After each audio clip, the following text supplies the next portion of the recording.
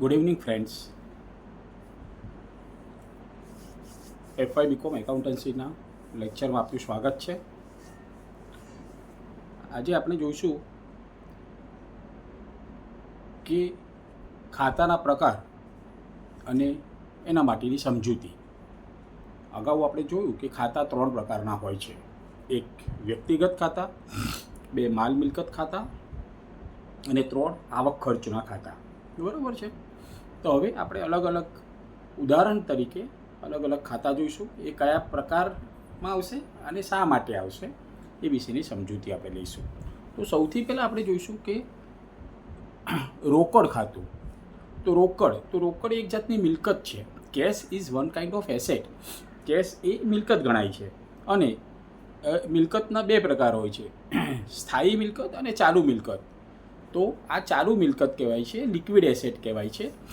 અને રોકડ liquid assets એટલે કે એવી એસેટ્સ કે જેને, અથવા તરલ એસેટ. તો તરલ એસેટ એવી એસેટ કે જેને સહેલાઈથી રોકડમાં જેનું રૂપાંતર થઈ શકે અથવા જેના નાણાં ઇઝીલી ઊભા થઈ શકે. સહેલાઈથી જેના નાણાં ઊભા થઈ શકે તે બધી જ ચાલુ મિલકતો કહેવાય છે.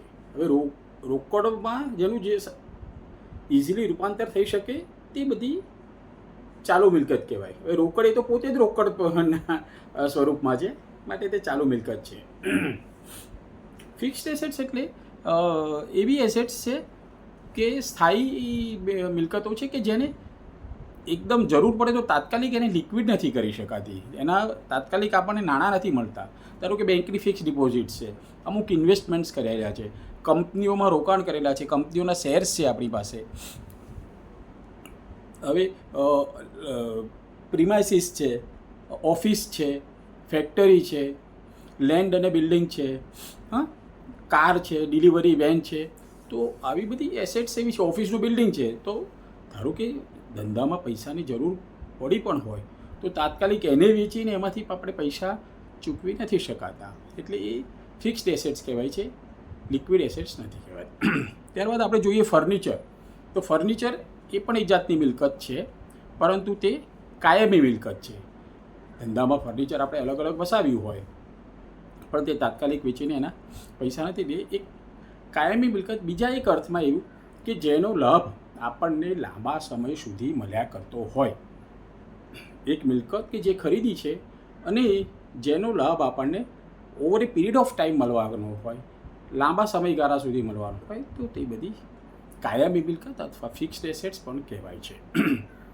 તો ફર્નિચર તો એની આવરદા હોય જ છે, 2, 5, 7 વર્ષ એવી આવરદા હોય છે, તેથી તે કાયમી મિલકત છે.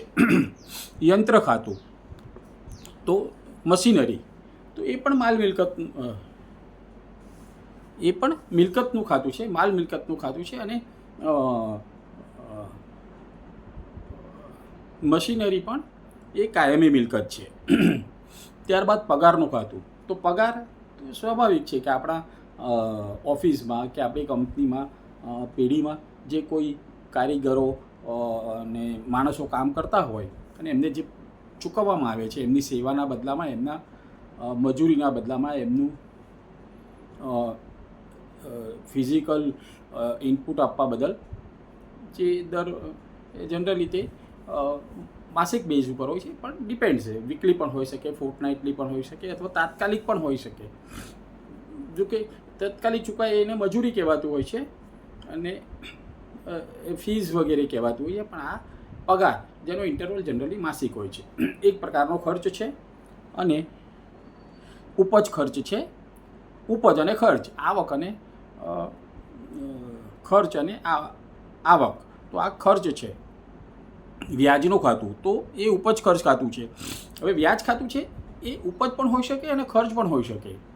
વ્યાજ આપણે મળી હોય તો તે આવક છે, અને વ્યાજ આપણે ચૂકવ્યું હોય તો તે ખર્ચ છે.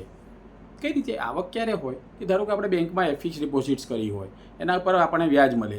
કંપનીઓમાં નાણાં રોક્યા હોય તેમાંથી આપણને, જો કે એ ડિવિડન્ડ કહેવાય છે, પણ કોઈને નાણાં ધીર્યા હોય, ઉધારે આપ્યા હોય, એના પર આપણને પૈસા મળે તો એ વ્યાજ ખાતું કહેવાય છે. દેવાદારો હોય અને એમને ક્રેડિટ આપી હોય આપણે 90 દિવસની, પણ તે ઉપરાંત પણ અમુક દિવસ એ લોકો પછી મોડા ચૂકવે તો એના પર આપણે પેનલ્ટી તરીકે વ્યાજ લેતા હોય છે. તો એ બધી જ આવક કહેવાય છે.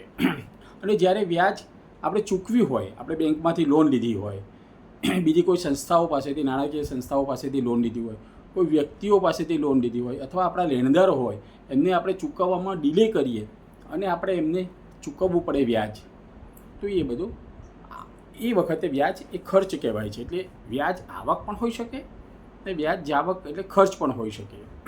મળ્યું હોય તો તે આવક છે અને ચૂકવ્યું હોય, બીજાને આપ્યું હોય તો તે ખર્ચ છે. મજૂરી ખાતું તો એ પણ ઉપજ ખર્ચ ખાતું છે અને ખર્ચ છે. જે લેબર, માલનું લોડિંગનું, માલ અનલોડિંગ વગેરે માટે જે કંઈ ચૂકવ્યું હોય તો તે મજૂરી એ ખર્ચ છે. ત્યારબાદ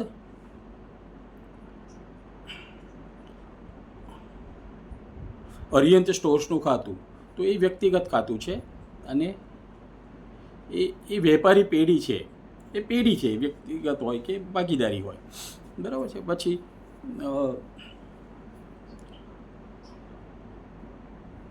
અરુણનું ખાતું તો પણ એ વ્યક્તિ ખાતું છે. મેસર્સ AB શાહનું ખાતું તો એ વ્યક્તિ ખાતું છે, પેઢીનું ખાતું છે. પછી ઓજારોનું ખાતું, જે જુદા જુદા પ્રકારના આપણે ઓજાર રાખ્યા હોય તો તે માલ મિલકત છે અને પરંતુ તે ચાલુ મિલકત છે. ત્યારબાદ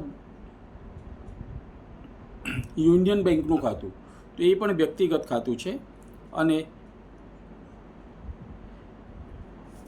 તે કાયદાની દ્રષ્ટિએ વ્યક્તિ છે. કાયદાની રીતે જીવંત વ્યક્તિ નથી, પરંતુ કાયદાની રીતે વ્યક્તિ છે. રેલવે નૂરનું ખાતું, ફ્રેટ, રેલવેમાં આપણે માલ મંગાવ્યો હોય ને એના ઉપર આપણે જે નૂર ચૂકવવું પડે રેલવેને, તો એ પણ એક જાતનું ઉપજ ખર્ચ છે ખાતું અને એ ખર્ચ છે. આપણે રેલવેને ચૂકવવાનું જ હોય છે. રેલવેમાંથી માલ મંગાવ્યો હોય એના પર આપણે ફ્રેટ ચૂકવી હોય, નૂર ચૂકવ્યું હોય.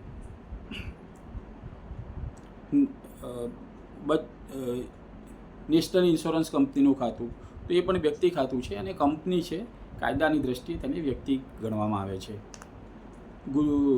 ગુજરાત યુનિવર્સિટીનું ખાતું અથવા ગુજરાત વિદ્યાપીઠનું ખાતું તે પણ વ્યક્તિ ખાતું છે, તે સંસ્થા અથવા વ્યક્તિ ગણાય છે. મકાનનું ખાતું, મકાન તો એ મિલકત ખાતું છે અને કાયમી મિલકત છે. મકાનની આવરદા લાંબી હોય છે, બરાબર છે. ત્યારબાદ ભાડા ખાતું તો એ ઉપજ ખર્ચ ખાતું છે.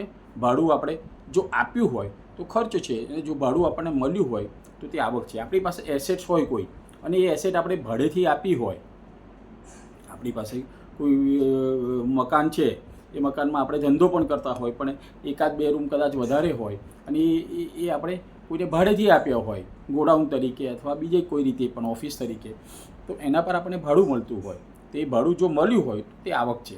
અને આપણે ભાડેથી કોઈ મિલકત રાખી હોય અને જ્યાં આપણે ધંધો કરતા હોય, આપણે જ્યાં આપણું ગોડાઉન તરીકે વપરાશ કરતા હોય કે જ્યાં આપણે આપણી ફેક્ટરી ચલાવતા હોય તો ત્યાં આપણે એનો વપરાશ બદલ આપણે ભાડું આપવું પડે છે અને એ ભાડું આપણા માટે ખર્ચ છે. એટલે ભાડું એ ઉપજ ખર્ચ છે. મળ્યું હોય તો આવક હોય ગણાય અને આપ્યું હોય તો ખર્ચ ગણાય. સ્ટેશનરીના સ્ટોકનું ખાતું તો એ માલ મિલકતનું ખાતું છે અને સ્ટેશનરીનો સ્ટોક એ ચાલુ મિલકત છે. બેંકની લોનનું ખાતું તો એ વ્યક્તિ ખાતું છે. બેંક એ કાયદાની દ્રષ્ટિએ વ્યક્તિ છે અને બેંકે આપણને લોન આપી છે, એટલે કોઈ વ્યક્તિ પાસેથી માની લો કે આપણને લોન મળી છે એવું ગણાય છે. તો આ સાથે આપણે અહીંયા અટકીએ છીએ. આભાર, પ્રણામ. આ કન્સેપ્ટ બહુ સરળ છે અને સિમ્પલ ભાષામાં મેં આપને શીખવાડ્યો, સમજાવ્યો છે. પછી એના નિયમો છે કે મિલકત ખાતામાં, માલ મિલકત ખાતામાં આવે તો ઉધાર અને જાય તો જમા. આવક ઉપજ ખર્ચના ખાતામાં ખર્ચને ઉધારવાનો, આવકને જમા કરવાની. અને ત્રીજું કયું રહ્યું? વ્યક્તિ ખાતું, આપે તેને જમા કરો અને લે તેને ઉધારો. લેનારને ઉધારો, આપનારને જમા કરો. કોઈ આપણી પાસેથી કંઈક બેનિફિટ્સ મેળવે તો એને ઉધારવાનો, કોઈ આપણે કોઈ બેનિફિટ્સ આપે વ્યક્તિઓના ખાતામાં તો તેને આપણે જમા કરવાનો. આભાર. ફરી નવા સેશનમાં મળીશું. Have a good time ahead.